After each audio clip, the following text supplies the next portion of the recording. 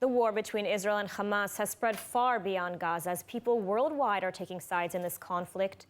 In the United States, this is especially noticeable as we've seen near daily protests against Israel from Los Angeles to New York and everywhere in between. And so joining us now in the studio is Yuval David, an Emmy Award-winning actor, filmmaker, news commentator, and activist. He recently hit the streets of Washington, D.C. to hear exactly what people think about this war. Yuval, thank you for joining us. Thank you for having me on, Ludo. It's good to be with you here in studio as opposed to remotely as I patch in from the United States. Absolutely great to have you. And so, Yuval, I want to ask, you're an Emmy Award-winning actor, a filmmaker, news commentator. Why are you also taking on this role as a pro-Israel activist, especially now? Why is it so important to you personally? I've been pursuing Jewish activism and advocacy truly since I was a young teenager in my early teen years, where I was raised to be a proud Jew, to be an educated Jew, and understanding what it actually means to be of the Jewish people and why I need to not only use that expression never again. Even when I was 13, I said never again isn't enough. It needs to be something positive, like always remember and always take action. Well, throughout my life, I've encountered a tremendous amount of anti-Semitism myself. I've seen hatred and bigotry within other civil rights and social justice movements. The main part of my identity that influences everything that I do as an activist and advocate is my Jewish identity.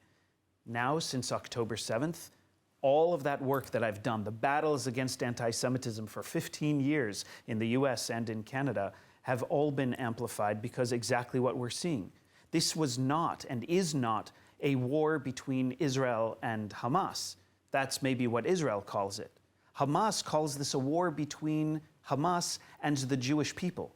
When they killed my own friends, some of whom I have videos because it was shared by Hamas on their WhatsApps and Telegram, they didn't call out Israeli when they killed my friends. They called out Yahud. This is a war with anti-Semitism. We need to battle anti-Semitism wherever it rears its ugly head, whether here in Israel, in the United States, as we're seeing every day, and across the world. So in the United States especially, you hit the streets of Washington, D.C. to speak with people about this war, about whether they're pro-Israel, pro-Palestine. Let's take a look at the clip, and then I want to hear your reactions to it. So let's take a look at the clip. Are you Team Israel or Team Palestinian? Well, I'm Team Israel, but I'm Team for peace. I just hope everything can get resolved, because it's territory, culture. We should all live in peace. Are you Team Israel or Team Gaza? Israel. And why is that? Because I think they're just looking for peace. I think they deserve it. I support Israelis, and I'm very distressed at the civilians in Palestine. Would you say that you're Team Israel, Team Palestine, Team Palestine? And tell me why. I'm Palestinian. Is this a war between Israelis and Palestinians? Is this between Hamas and Israelis or Hamas and Palestinians? Like, who is this a war between? I don't think I want to say anything on the TVs. Who would you get in trouble with? Here, I don't know. To be honest, I'm not sure where it's going to go, who's going to see it. Yeah, I think I'm more Team Palestine. What opinion do you have about, like, the almost 10,000 rockets that Hamas sent into Israel, and they took 245 Israeli and foreign hostages? I mean, I really don't know too much of the situation. I don't really know the magnitude of the conflict. How should Israel respond when it knows that Hamas... Turn the water back on. They should turn the internet back on. How much water does Israel provide Gaza? I mean, my understanding is you've been... 10%. They control what I've learned. Where's your source on that? It's from the Gaza Health Ministry, from Egypt, from Jordan. So why is there no water there? There is water there, and Israel only provides 10% of the water to Gaza. Anyway, you see where I stand. They're surrounded by enemies that want to not just defeat them, they want to destroy them, and I think that they can't let this happen again. Oh, of course, I'm Team Israel. It's a horrible thing. I think, but it's been an issue for a long time. Unfortunately, it got to this. Okay, so interesting clip, and I want to hear your reaction. There are quite a few people who said they were pro-Israel, which is nice to hear. Some of the people who said they were pro-Palestinian didn't seem to know all the facts. I mean, so what is your overall impression of this? Yeah, I think you said it exactly what it is. Many of the people who I spoke with who were anti-Israel or who are anti-Israel and pro-Palestinian or even pro-Hamas didn't have the information. And when I asked them why, with all due respect to them, to just ask them why those are their opinions and decisions, they were not able to back that with any information.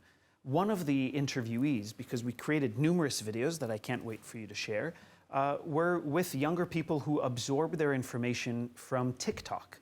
We know that on TikTok, there is a vast tsunami, a vast ocean of anti-Semitic content, and it's completely outweighing the pro-Israel or the pro-Jewish content.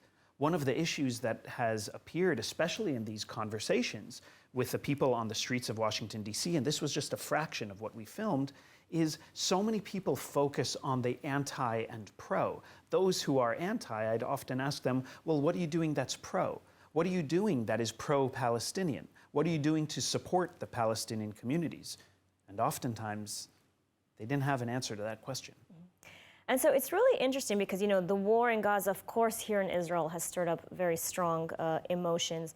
But abroad, it's really stirred up anti-Semitism and hatred and anti-Israel sentiment. You're talking about pro versus anti, strong anti-Israel sentiment in people who are not really connected to this conflict in any direct way. I mean, why do you think that is? There are age-old tropes that have been passed on from generation to generation. Throughout my life, especially my work in the entertainment and media industries as an actor, as a director, as a news commentator, I would always hear Jewish jokes and comments about jokes about Jewish people as if it was just normal to be able to say that. Yet, the woke movement started as a movement to awaken people to what someone else's narrative is. Hear me and see me for who I am, for what I am, instead of telling me what I am. That and the DEI, the diversity, equity, and inclusion movements, ended up focusing on other marginalized and victimized minorities while excluding the Jewish people. So it is still absolutely okay and acceptable to criticize Jewish people, even from a place of lack of information. What happened since October 7th is we are seeing a groundswell of this flood that's been happening for a long time. Anti-Semitism is not on the rise. It's already risen. Yeah. All right, well, Yuval David, thank you so much for joining us today in the studio, and we, of course, will share the remaining videos in the coming days. Thank you so much for having me and for everything that you're doing to share these narratives through the power of journalism to empower our people to know how to have the conversations, to know how to do the representation themselves. We are at a time where all of us are activists and advocates. Thank you. Toda raba.